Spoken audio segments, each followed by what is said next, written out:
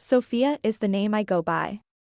This year, I reached the milestone of turning 18.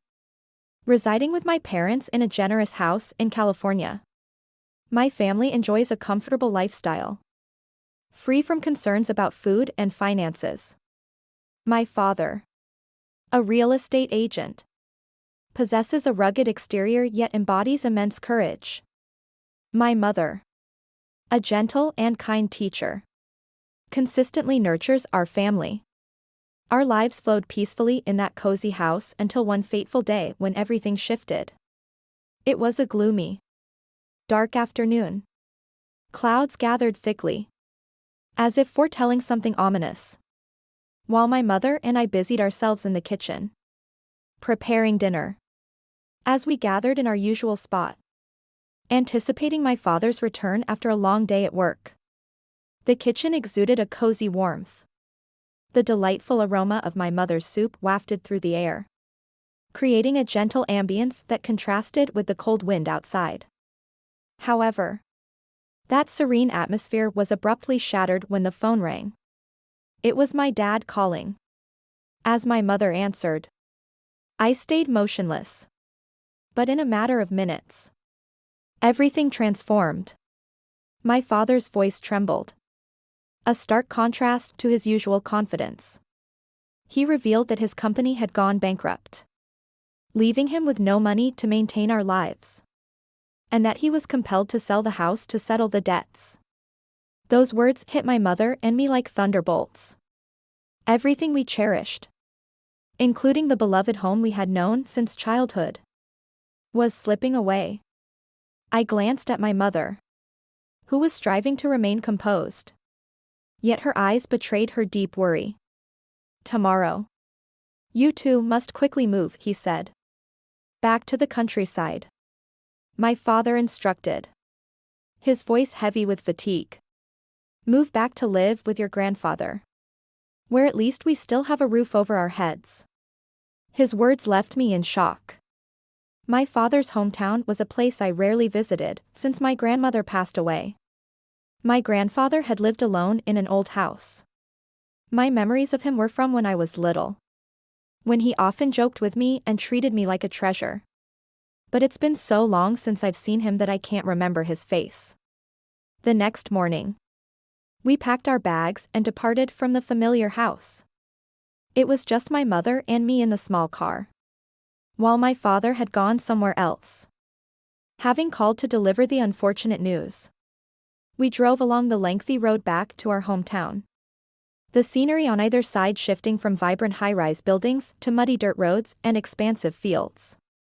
A sense of desolation and silence weighed heavily on my heart.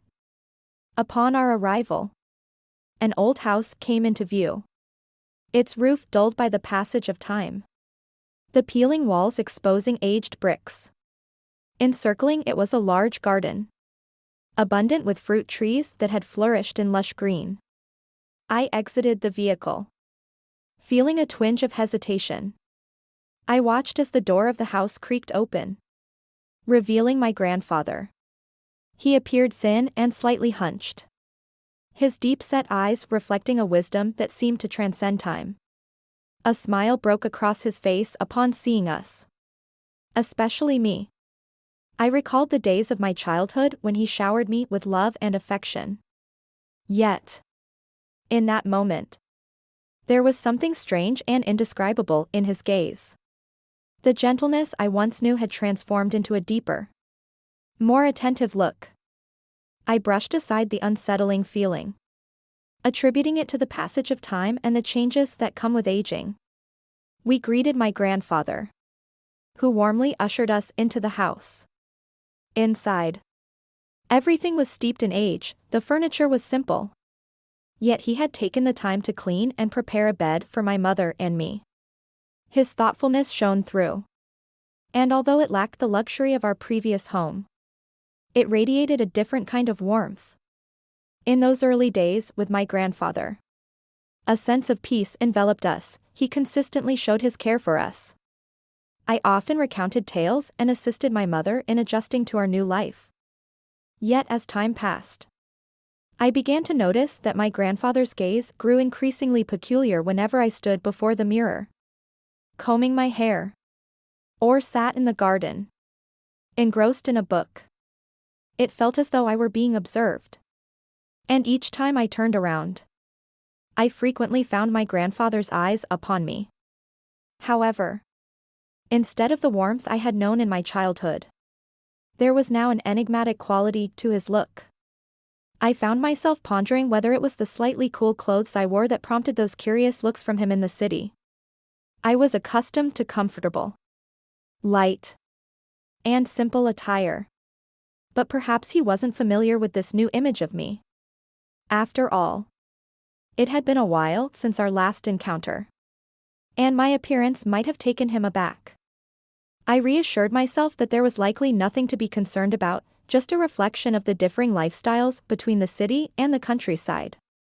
Then, one quiet noon, with my mother away on a morning trip to town, it was just my grandfather and me at home. I settled into the old sofa in the living room. The chair had faded over the years, yet it remained incredibly comfortable. In my hand was the book I had finished reading a few days ago. Outside, weak rays of sunlight filtered through the window, illuminating a small corner of the room and creating a dreamy and quiet atmosphere. I was engrossed in my reading, oblivious to the small noises from behind, until my grandfather suddenly walked in. He held a plate of neatly peeled fruit, apples, pears, and oranges arranged in an eye-catching display. He slowly approached, placed the plate on the table, and smiled, his voice warm. "You eat, I just prepared it. You have to eat a lot of fruit for good health." I raised my head slightly and smiled, replying, "Thank you, Grandpa." After picking up a piece of apple, I took a light bite and turned back to the book in my hand, feeling grateful for his small concern. Grandpa was always so thoughtful, every gesture of care was deliberate. However, I couldn't help but notice that he had settled into the opposite chair. His eyes were locked onto mine. Initially, I assumed he simply wanted to sit and take a break. But the prolonged silence soon enveloped us, leaving me feeling awkward as he remained silent. Even though I tried to ignore it, his gaze lingered on me, and I focused on the book that seemed to ignite the space between us. After a while, he spoke softly, breaking the silence. "You've really grown up. Just the other day, I was holding you, and now you've become such a beautiful girl." I lifted my face to meet his gaze, mustering a smile. "Indeed. How swiftly time passes, Grandpa," I replied softly, my cheek beginning to flush as his gaze met mine. It was different now. Not the warm and gentle eyes of the grandfather I remembered from my childhood. Instead, there was something indescribable that made me uneasy. He continued, his voice low, as if he were pondering. "The older you get, the more beautiful you become. These eyes, this face, all resemble your mother when she was young, very beautiful. Yet, you possess your own unique features that no one can compare to." I smiled slightly, attempting to mask the embarrassment swelling in my heart. "You flatter me too much, I'm just ordinary," I replied, my gaze still fixed on the book, striving to maintain a semblance of calm. Inside, however, I felt a swirl of discomfort. All his compliments left me bewildered, unsure of how to respond appropriately. He continued, as if eager to extend the conversation. "I used to carry you around the garden, do you remember? When you were a little girl, you would chatter away about everything and anything. And now, just a few years later, you've blossomed into a beautiful young woman with a graceful figure." I smiled softly, feeling a mix of nostalgia and awkwardness. "Yes. I remember how much fun we had back then, he always spoiled me. He gazed at me. His eyes unwavering. Your beauty is matched by a captivating charm that would surely captivate the boys. I simply hope for the presence of someone truly good. It was enough to ensure your well-being. I felt a wave of embarrassment wash over me. My head bowed and hands trembling as I flipped through the pages of the book. Though the words barely registered. His sentiments left me in a state of uncertainty about how to respond. You're still young, it's too early to think about that. I murmured gently, attempting to maintain composure. My grandpa smiled, meeting my gaze for a brief moment before he stood. Yes. You're right, he acknowledged. Allow me to peruse it. He stepped out to the garden, leaving me in the room. A wave of relief washing over me as the conversation came to an end. I exhaled deeply, as if an unseen weight had been removed. With his departure, I felt emboldened to lift my gaze and survey the stillness around me. Yet, despite the tranquility, an inexplicable feeling lingered in my heart, echoing through the pages of the book in my hand. Meaningless as my thoughts drifted away from the lines before me, overshadowed by the weight of my grandfather's gaze and his words. Those compliments, though tender, carried an undertone that lingered in my mind long after our conversation. Everything became increasingly challenging to articulate. My grandfather's eyes transformed from the familiar warmth I once cherished to something that unsettled me. There was a shift in the way he regarded me, a discomfort that replaced the ease I had known. I attempted to dismiss it, convincing myself that I was overthinking. Yet each time he was near, a wave of anxiety and confusion surged within me. Then, one morning, my mother announced she had to leave again. This time to assist my father with important matters in the city. Left alone with my grandfather, I felt a gnawing unease. An instinctual recognition that something was amiss, even if I was reluctant to confront it. With my grandfather, it was no longer just his eyes, there were moments when his actions became perplexing. Especially after my mother departed. The atmosphere in the house turned oddly silent. In the past, I would often find him seated in the living room or tending to the garden. Occasionally, he would cast a fleeting glance in my direction. But today felt different. Today, he seemed to yearn for a connection. And that desire for closeness stirred a sense of unease within me.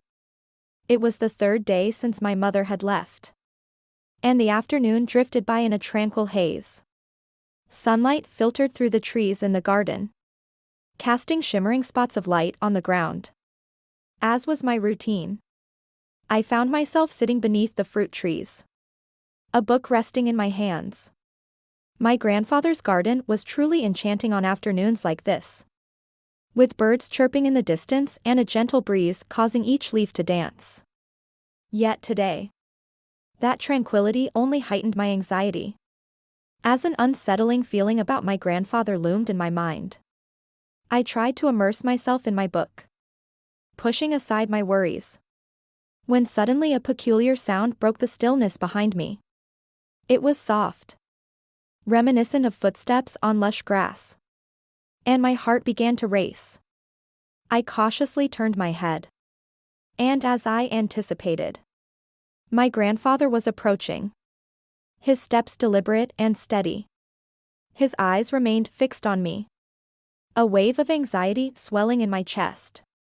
I found myself unable to look away, even as the urge to stand up and flee surged within me. Yet he took a step closer. As he approached, just a few steps away, I struggled to maintain my composure, though the tension was unmistakable on my face. "Grandpa," I called out. My voice trembled slightly as he stopped right in front of me, staring with a gaze I had never encountered before. His voice was deep yet unfamiliar. "I like you, Lily," he said. I was taken aback, my thoughts were racing. I was in disbelief at what I had just heard. His voice remained steady yet resolute. In all my life, I had never encountered a girl as stunning as you. You are flawless. From your eyes, to your skin, to your smile. I stood there, utterly bewildered, unsure of how to respond. My heart raced, and my entire body felt paralyzed. I couldn't tear my gaze away from him. But I couldn't say a word either. Those words coming from the mouth of the grandfather I once respected were like a cold knife cutting into my mind. He stood there, his eyes steady, full of desire, staring at me. I could feel his breath. The closeness took my breath away. You know, he continued, his voice full of passion. You have grown up into a beautiful young lady. And I cannot help but notice that I still couldn't say anything. My feet were glued to a series of chaotic thoughts that rang through my head. But none of them were strong enough to help me escape this situation. I felt like I was stuck in a strange dream where everything was vague and scary. After a long silence, I finally managed to say a few words. You don't say that. Then he continued to move closer to me, to the point where I could feel his breathing. My heart was pounding and my feet were glued to the ground when he stood in front of me. His skinny hand slowly reached up and took my hand. I shivered. The feeling of his rough skin touching me made me tremble. His voice whispered, vague but also heavy. Lily, do you know I want you? I want you to be mine. He squeezed my hand, and I could see in his eyes not the affection of a grandfather but an emotion I never expected. I panicked, trying to pull my hand back but lacking the strength. My mind spun, searching for a way to escape this situation. I spoke up, my voice trembling yet determined. Grandpa, you shouldn't do that. I am your grandchild. I am unable to do that. He looked at me, his expression a mix of surprise and disappointment. But I've been contemplating this for quite a while. You've matured into a beautiful woman. And all I desire is to be by your side, to protect you, and love you like I've never loved anyone else. I stepped back, my hand trembling. Grandpa, I can't. I am your granddaughter. We cannot continue like this. Kindly cease your actions. He fell silent. His eyes shifted from longing to a distant sadness as he slowly let go of my hand and stepped back, bowing his head. His voice was drowned in guilt. I'm sorry. I shouldn't have done that. I don't know what happened to me. He looked at me one last time, his eyes filled with regret, then quietly turned and walked away. His figure slowly disappeared behind the trees in the garden. I stood still in place, unable to move or say anything, my heart still beating fast. Fear lingered in every breath after he left. I allowed myself a sigh of relief, as though I had just escaped a nightmare. From that moment on, I no longer had the courage to confront him. Each time he came into view, I instinctively sought to evade him. Confusion and fear enveloped me, leaving me uncertain about my next steps and whether to confide in my mother. The growing distance between him and me weighed heavily on my heart, filled only with worry. Fortunately, my parents returned not long after. My mother entered the house, her gentle smile bringing a wave of comfort. She reassured me that everything in the city had been resolved thanks to my father's efforts, and we could finally return home. As I looked at her, an indescribable sense of relief washed over me. The burden had lifted, and the fear that once shadowed my moments with him began to fade. My father came back soon, a smile on his face, brightly.